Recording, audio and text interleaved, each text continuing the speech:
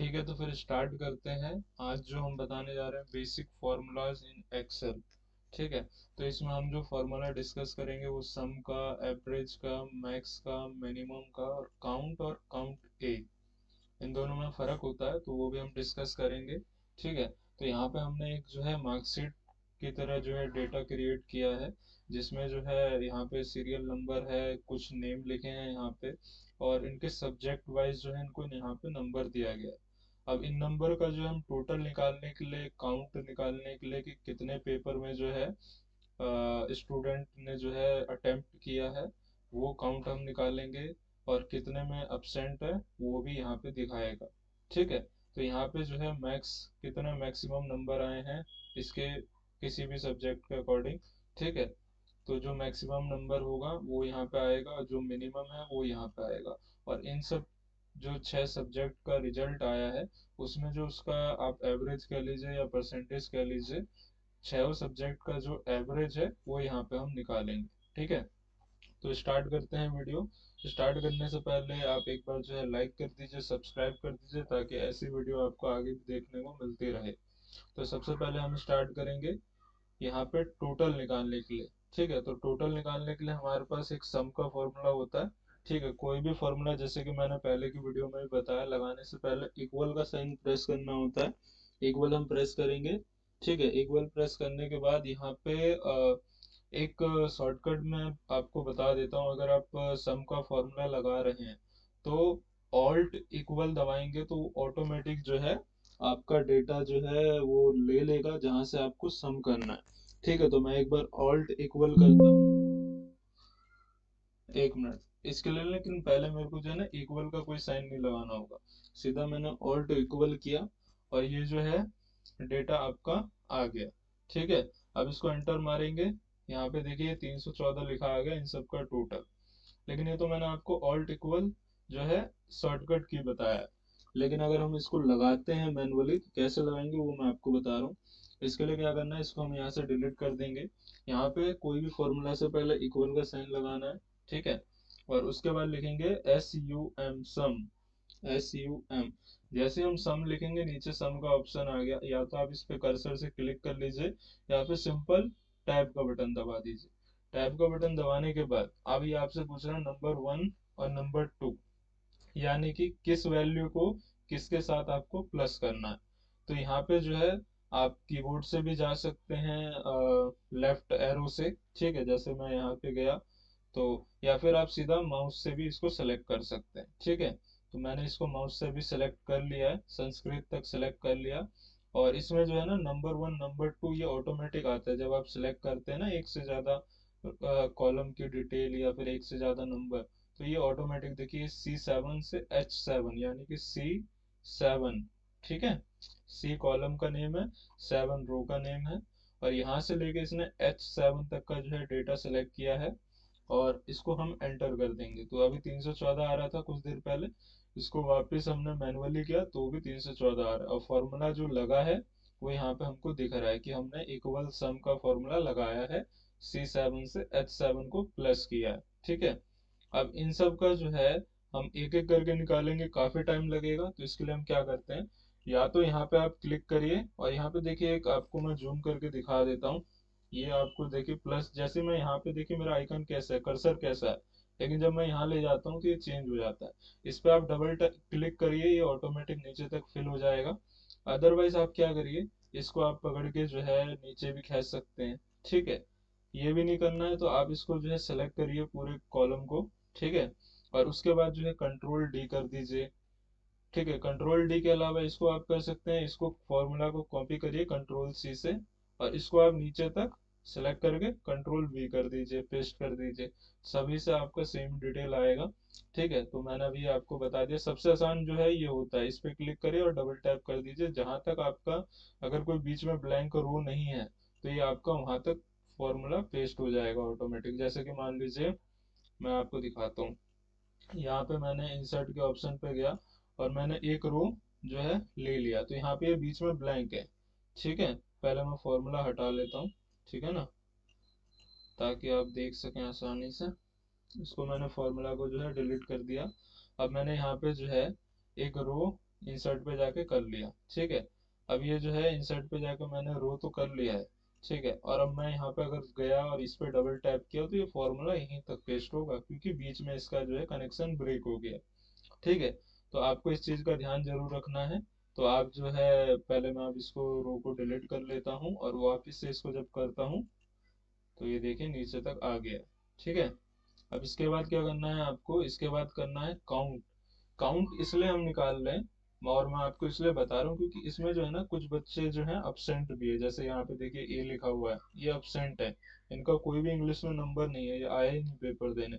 तो इसको आप कैसे आइडेंटिफाई करोगे कि कौन बच्चा जो है कितने पेपर में बैठा है, ठीक है। तो यहाँ पे हम जो है काउंट का फॉर्मूला लगाएंगे। काउंट ए का नहीं, काउंट का लगाएंगे। काउंट जो है ना बेसिकली नंबर को काउंट करता है, ठीक है। कि जिस कॉलम में नंबर अगर लिखा है तो वो उसी को काउंट करेगा, लेकिन काउंट ए जो करता है वो मैं आपको बताता हूँ वो क्या काम करता है। पहले काउंट सीख लीजिए। यहाँ पे इक्वल का साइन लगाया और यहाँ पे जो है काउंट मैंने लिखा, ठीक है।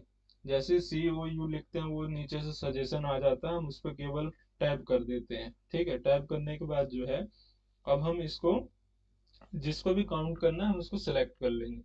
मेरे को जो है ये सिलेक्ट करने थे इसके सब्जेक्ट, कितने पेपर इसने दिए हैं, तो मैंने सेलेक्ट किया, एंटर किया, ठीक है। तो यहाँ पे दिखा रहा है 6 सब्जेक्ट है।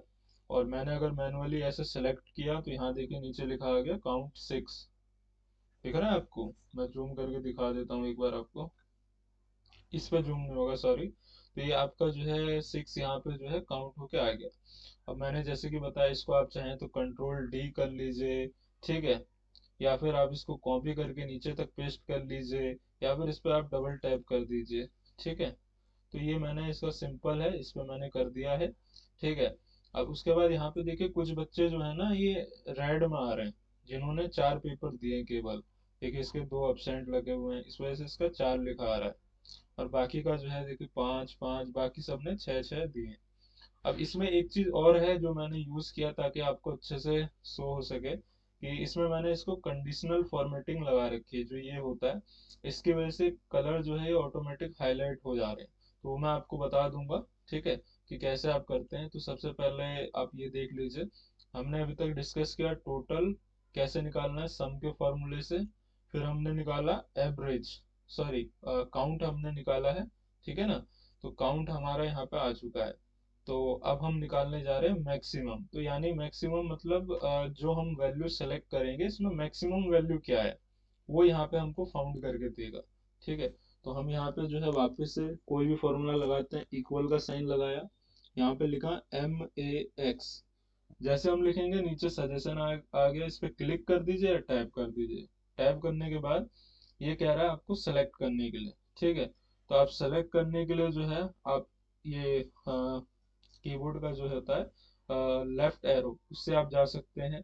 लेकिन इससे आप जाएंगे सेलेक्ट पूरा नहीं हो पाएगा, इसके लिए क्या करना होगा, शिफ्ट दबा के आपको सेलेक्ट करना होगा लेफ्ट या राइट एरो से, ठीक है। मैंने शिफ्ट दबा के इसको सेलेक्ट कर लिया। और यहाँ ध्यान रखिएगा सब्जेक्ट ही सेलेक्ट करिएगा, टोटल को मत करिएगा, ठीक है, वरना वो टोटल मैक्सिमम दिखाएगा। जैसे मैं आपको दिखा देता हूँ, टोटल को मैंने सेलेक्ट किया, ये देखिए 314 दिखा रहा है टोटल, ठीक है। तो इसको जो है आपको ध्यान रखना है। और इसमें आप मैनुअली भी एडिट कर सकते हैं, जैसे मैंने सेलेक्ट किया तो इसको मैनुअली एडिट करना है। जैसे यहाँ पे मैंने आई और ये 7 रो है, ठीक है। ये देखिए 7 लिखा है यहाँ पे, तो ये I7 यहाँ लिखा हुआ है, मैं चाहता हूँ ये H7 हो। तो इसके लिए मैं क्या करूंगा, I7 को हटा दूंगा यहाँ से और यहाँ पे H7 लिख दूंगा। H7 करने का मतलब है कि मेरा जो है ये C7, ये देखिए C7 लिखा है, C7 से H7 तक का ही डेटा उठाए, ठीक है। मैंने कर दिया, एंटर मारा। अब देखिए इसने 314 को हटा दिया, क्योंकि फॉर्मूला जो है जैसे मैं डबल प्रेस करूंगा तो दिखा रहा है नीले उसमें कि ये फॉर्मूला इतने एरिया में लगा हुआ है, ठीक है। आपका ये 77 मैक्सिमम था, यहाँ पे आ गया है। अब इसको हम वापस से, इस बार हम इसके जरिए नहीं, हम इसको जो है कॉपी पेस्ट के जरिए करते हैं। जैसे कंट्रोल सी से हमने कॉपी किया, ठीक है, कंट्रोल सी से हमने कॉपी किया, देखिए कॉपी का निशान आ गया। अब इसको हमने ऐसे सेलेक्ट कर लिया, कंट्रोल वी कर दिया, ठीक है। अब ये कंट्रोल वी हो गया। अब ये देखिए इसमें कुछ ग्रीन आ रहे हैं, वो मैंने फॉर्मूला फॉर्मेटिंग लगाया है, वो मैं आपको बता दूंगा अभी, ठीक है। अभी जो है ये फिर मिनिमम है। अब मिनिमम के लिए क्या करेंगे, देखिए मिनिमम के लिए करना है आपको वापस से सेम, आपको इक्वल का साइन लगाना है, यहाँ पे लिखना है MIN। जैसे MIN लगाएंगे तो यहाँ पे देखिए आपका जो है सजेशन में आ गया। इसको आप टाइप कर दीजिए या इसको माउस से क्लिक कर दीजिए, ठीक है। आप जैसे भी कंफर्टेबल हो वैसे कर सकते हैं। तो मैंने अभी जो है फिर यहाँ पे इसको वापस सेलेक्ट कर लिया है डेटा को, ठीक है। और उसके बाद मैंने एंटर कर दिया।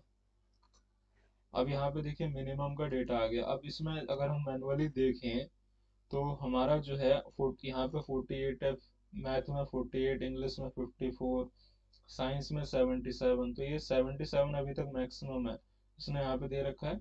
देखते हैं 77 से ज्यादा है क्या इसमें, नहीं है। तो ये मैक्सिमम इसने सही निकाला। अब मिनिमम देखते हैं तो 48 अभी मिनिमम है, 54, 77, 35 सबसे मिनिमम है, इसने ये भी सही निकाला है, ठीक है।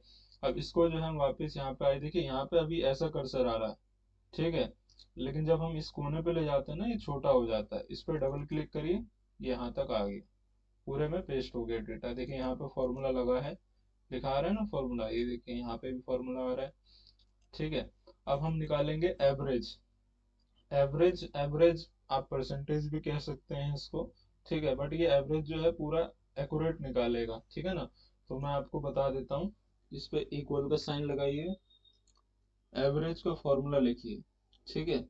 मैंने यहाँ पे एवरेज देखिए जैसे AVER लिखा है, ये नीचे आगे लिखा हुआ, मैंने इसको सिंपल टाइप कर दिया। पूरा लिखने की जरूरत नहीं, टाइप कर दीजिए, टाइम बचेगा आपका, ठीक है। और उसके बाद जो है आप इसको वापस से सेलेक्ट कर लीजिए, ठीक है। मैंने यहाँ पे सेलेक्ट किया, एंटर मारा, और यहाँ पे देखिए ये एवरेज आ गया, 52.33% का जो है इसका रिजल्ट आया है। अब इसको मैं वापस से जो है, अब इस बार मैं जो है कंट्रोल D करता हूँ, ठीक है। मैंने कंट्रोल D किया और ये डेटा जो है सेम आ गया।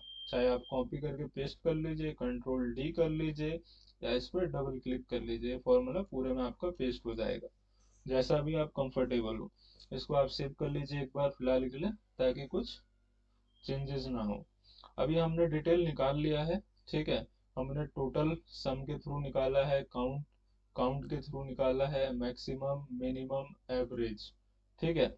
अब यहाँ पे जो है मैं आपसे डिस्कस करने वाला था काउंट ए, ठीक है।